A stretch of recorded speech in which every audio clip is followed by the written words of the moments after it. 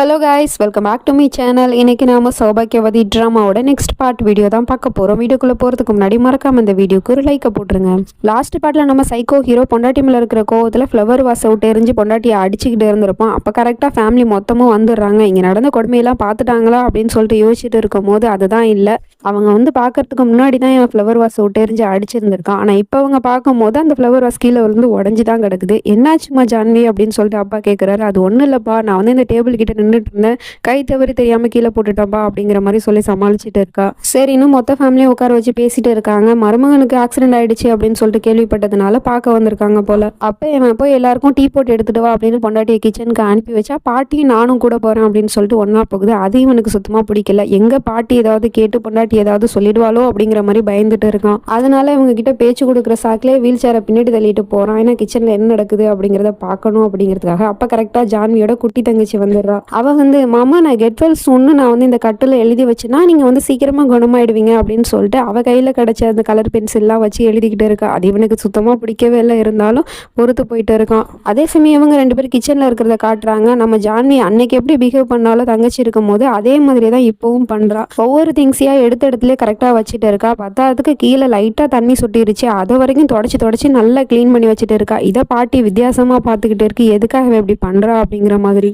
அதுவும் இல்லாமல் ஒரு பயம் பதட்டத்தோட தான் பண்ணிட்டு இருக்கா. அதெல்லாம் பார்த்து பாட்டி சந்தேகப்பட்டுட்டு இருக்கு. அதே சமயம் இவன் அந்த பக்கம், நான் இந்த பேசிட்டு இருங்க, இந்த வந்துடுறேன் அப்படின்னு சொல்லிட்டு அங்கேருந்து போயிடுறான். நேராக ரூமுக்கு வந்து அவனோட லேப்டாப் ஓப்பன் பண்ணி கேமரா ஆன் பண்ணி பார்க்குறான், என்ன இவங்க பேசிக்கிறாங்க அப்படின்னு சொல்லிட்டு.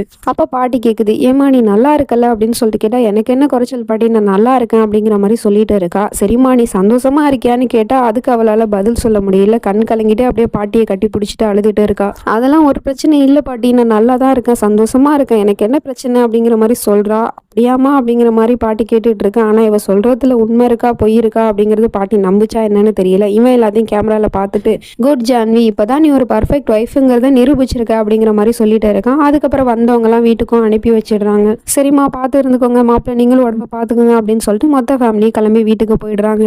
அவங்க போன அடுத்த செகண்டே பார்த்தா இவன் வாட்ச்மேனை கூப்பிட்டு கை காலெல்லாம் அந்த பொண்ணு கிறுக்கி வச்சுட்டு போச்சு இல்லை, அது எல்லாத்தையும் சுடு தண்ணியை ஊற்றி க்ளீன் பண்ண சொல்கிறான். அவனுக்கு பயங்கரமாக கை சுடுது, இருந்தாலும் நீ க்ளீன் பண்ணி தான் ஆகணும் அப்படின்னு சொல்லிட்டு வாட்ச்மேனை போட்டு கொடுமைப்படுத்திட்டு இருக்கான். அப்போ அங்கே ஜான்வி வந்துடுறா. உடனே அந்த வாட்ச்மேனை போக சொல்லிட்டு இங்கே வா அப்படின்னு சொல்லிட்டு கூப்பிடுறான். இவ பயந்துக்கிட்டே போறா. எனக்கு அங்கே சுடு தண்ணி வேற நல்லா கொதிச்சுக்கிட்டு இருக்கு, அதை எங்க கோவத்தில் நம்ம முகத்தில் ஊற்றிடுவானோ அப்படிங்கிற மாதிரி பயந்துக்கிட்டே போறா. பக்கத்தில் போனால் அவன் கையை பிடிச்சிக்கிட்டு தேங்க்யூ ஜான்வி அப்படின்னு சொல்கிறான். எதுக்கு இவன் தேங்க்ஸ் சொல்கிறான் அப்படிங்கிற மாதிரி நம்ம ஹீரோயினி முழிச்சுக்கிட்டே இருக்கா. ஆமாம் ஜான்வி, இன்னைக்கு எல்லாரும் உங்கள் வீட்டிலேருந்து வந்திருந்தாங்கல்ல, அவங்க எல்லாருக்கிட்டையும் என்னை விட்டு கொடுக்காம பேசினால, அதுக்காக தான் தேங்க்யூ சொல்கிறேன் அப்படிங்கிற மாதிரி சொல்லி பாசமாக பேசிக்கிட்டு இருக்கான். இவளும் சந்தோஷப்பட்டுட்டு இருக்கா. இப்போ மார்னிங் ஆயிடுது. காலங்காத்தாலே வாட்ச்மேன் ஆணி அடிச்சுட்டு இருக்காரு ரூமுக்கு வந்து. எதுக்காக என்ன இப்படி பண்ணிக்கிட்டு இருக்கீங்க, அவர் தூங்குறாரு அப்படின்னு சொன்னா கரெக்டாக அந்த இடத்துக்கு விராஜும் வந்துடுறான். நான் தான் அவரை வர சொன்னு வேற சொல்றான். எதுக்காகன்னு பார்த்தா இவங்க ரெண்டு பேரும் இருக்கிற போட்டோவை நல்லா பெருசா ஃப்ரேம் பண்ணி சவத்துல மாட்டி விட்டுட்டு இருக்காங்க. அப்பதான் புரியுது. நம்ம ஹீரோயின் இதை பார்த்துட்டு ரொம்பவே சந்தோஷப்படுறா.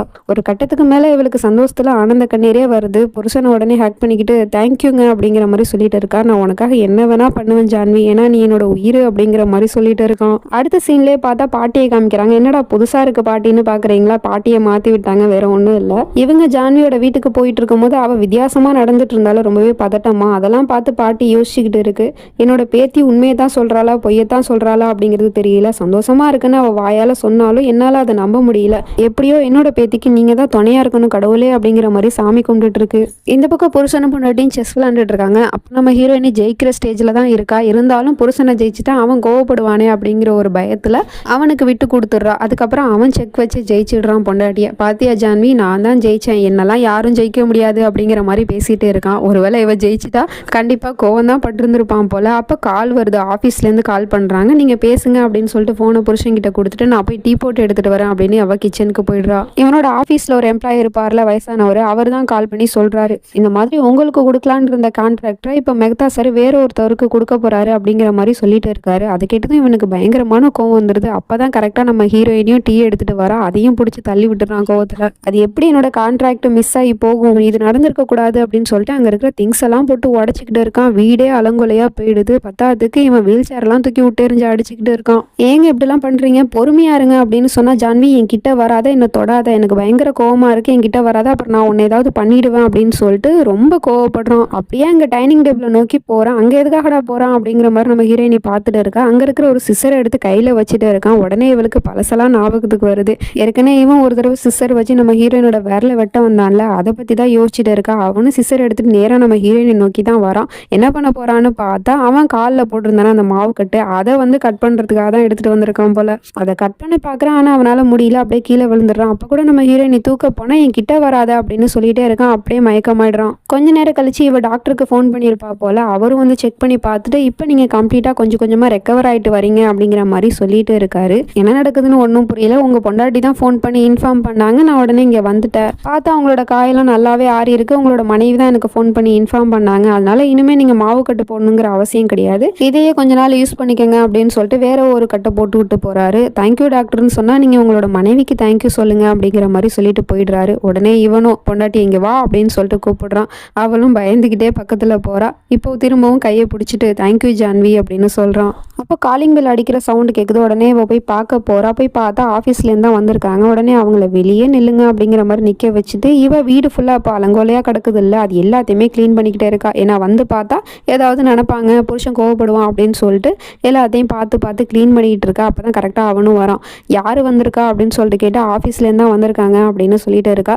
அப்படியா, நான் தான் வர சொன்னேன் அப்படின்னு சொல்லிட்டு இருக்கான். சரிங்க, அவங்க வாசலில் தான் வெயிட் பண்ணிட்டு இருக்காங்க, நான் இதெல்லாம் க்ளீன் பண்ணிவிட்டு அப்புறமா டோரை ஓப்பன் பண்ணுறேன் அப்படின்னு சொன்னதும் சரின்னு அவனும் சொல்லிட்டு பார்த்துட்டு இருக்கான். பொண்டாட்டி இப்படி விழுந்து விழுந்து சுத்தம் பண்ணுறது. அதுக்கப்புறமா சரிங்க எல்லா வேலையும் முடிச்சிட்டேன், இப்போ போய் டோரை ஓப்பன் பண்ணவான்னு கேட்டால் ஓப்பன் பண்ணுவான் அப்படின்னு சொல்கிறான். அவர் தான் வந்திருக்காரு. ஆஃபீஸில் வேலை பார்க்குறவர் வந்து என்ன எவ்வளவோ கன்வின்ஸ் பண்ணி பார்த்துட்டேன் சார், ஆனால் அவர் ஒத்துக்க மாட்டேங்கிறாரு, இப்போ என்ன தான் பண்ணுறது அப்படின்னு காலில் விழுந்து மன்னிப்பு கேட்டுட்டு இருக்காரு. அதெல்லாம் எனக்கு தெரியாது, அது உன்னோட தப்பு தான், கான்ட்ராக்டை எப்படி நீ மிஸ் ஆக விட்ட, ஒரு 2 நாள் தான் நான் ஆஃபீஸ்க்கு வரல, அதுக்குள்ளே எவ்வளோ பெரிய ப்ராப்ளமா, இன்னும் கொஞ்ச நாள் நான் வீட்லேயே தங்கிட்டேன்னா அப்புறம் மொத்தமாக ஆஃபீஸே க்ளோஸ் பண்ணிடுவாங்க போல அப்படிங்கிற மாதிரிலாம் திட்டிகிட்டு இருக்கான். அப்படிலாம் இல்லை சார் அப்படின்னு சொல்லிட்டு மன்னிப்பு கேட்டுட்டு இருக்காரு. அப்போ நம்ம ஹீரோயின் ஒரு ஐடியா கொடுக்குறா.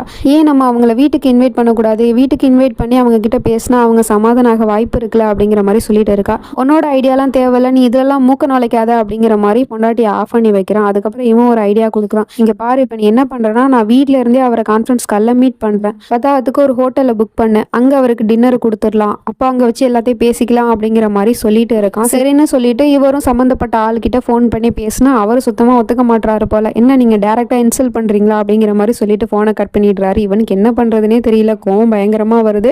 அப்புறமா நிதானமாக யோசிச்சுட்டு பொண்டாட்டி சொல்கிற ஐடியா தான் கரெக்டாக இருக்கும் அப்படின்னு சொல்லிட்டு இங்கே பாருமா நீ சொன்னதே செஞ்சிடலாம் அப்படின்னு சொல்லிட்டு அந்த ஆளை வீட்டுக்கு இன்வைட் பண்ணிக்கிட்டு இருக்காங்க. இவரும் சரி சார் நான் அப்படியே பண்ணிடுறேன் அப்படிங்கிற மாதிரி சொல்லிட்டு அங்கேருந்து போயிடுறாரு.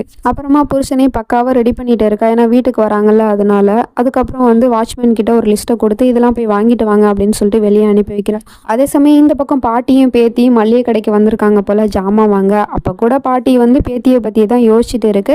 அதே இடத்துக்கு தான் அந்த வாட்ச்மேனும் வந்திருக்காரு காய்கறி வாங்குறதுக்காக. அப்போ காய்கறி முன்ன பின்ன விலை பேசி வாங்கிட்டு இருக்காரு. அப்போ அந்த காய்கறி கடைக்காரவர் சொல்றாரு, என்னப்பா உங்க முதலாளி தான் பணக்காரவராச்சே, எப்படி போய் காசுக்கு கணக்கு பார்க்குறீங்களே அப்படிங்கிற மாதிரிலாம் பேசிட்டு இருக்காரு. காசு கூட பிரச்சனை இல்லை, ஆனால் காய்கறி ஏதாவது மிஸ்டேக்காக இருந்துச்சு அப்புறம் அந்த ஆள் என்னை சும்மா விட மாட்டான், அவன்கிட்ட எந்த அளவுக்கு பணம் இருக்கோ அந்த அளவுக்கு அவன் பைத்தியக்காரன் அப்படிங்கிற மாதிரிலாம் பேசிட்டு இருக்கான். அதெல்லாம் தூரத்துல இருந்து பாட்டியும் பார்த்துட்டு தான் இருக்குது.